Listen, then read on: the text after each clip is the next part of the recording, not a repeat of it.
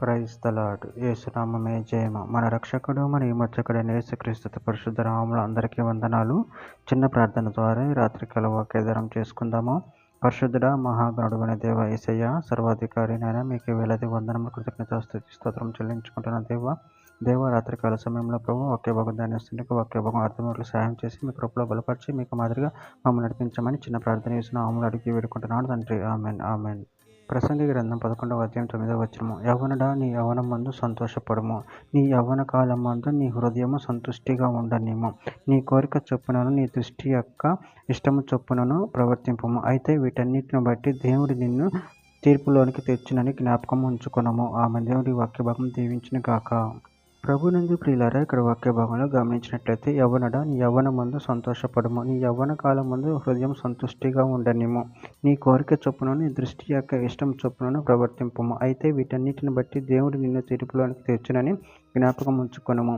అదేవిధంగా వాక్య భాగంలో గమనించినట్లయితే యోహాను రాసిన మొదటి పత్రిక 2వ అధ్యాయం 15-16 వచనాలు. ఈ లోకంలో ఉన్న వాటిని ప్రేమింపకడి, ఎవడైనా లోకమును ప్రేమించినట్ల తండ్రి ప్రేమ వానిలో నుండదు. లోకంలో ఉన్నదంత్యు అనగా శరీరాశు, నేత్రాశు, జీవోపడంబనం తండ్రి వలన పుట్టినవి కావు, అవి లోక సంబంధమైనవి. ప్రసంగి గ్రంథం 12వ అధ్యాయం 14వ వచనంలో, గూఢమైన ప్రతి అంశమును గూర్చి దేవుడు విమర్శ చేయనప్పుడు ఆయన ప్రతి క్రియను అది మంచిదే గాని చెడ్డదే గాని తీర్పులోనికి తెచ్చును.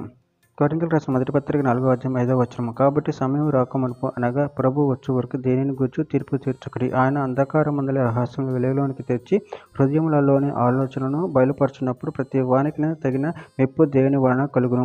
కొరింథీయులకు రాసిన 2వ పత్రిక 5వ అధ్యాయం 10వ వచనంలో, ఎందుకనగా తాను జరిగించిన క్రియల చొప్పున అవి మంచివైనను సరే చెడ్డవైనను సరే దేహంతో జరిగించిన వాటి ఫలమును ప్రతివాడు పొందినట్లు మనమందరం క్రీస్తు న్యాయపీఠము ఎదుట ప్రత్యక్షము కావలెను.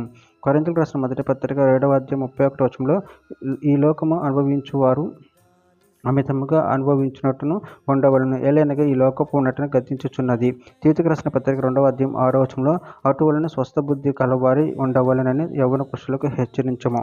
చివరిగా ఒక మాట, తిమోతికి రాసిన 2వ పత్రిక 2వ అధ్యాయం 22వ వచనంలో, నీ యవ్వనేచ్ఛల నుండి పారిపోము, పవిత్ర హృదయులై ప్రభువునకు ప్రార్థన చేయు వారితో కూడా నీతిని, విశ్వాసమును, ప్రేమను, సమాధానమును వెంటాడము. ఆమె దేవుడి వాక్య భాగం దీవించిన కాక చిన్న ప్రార్థన చేసుకుందాము.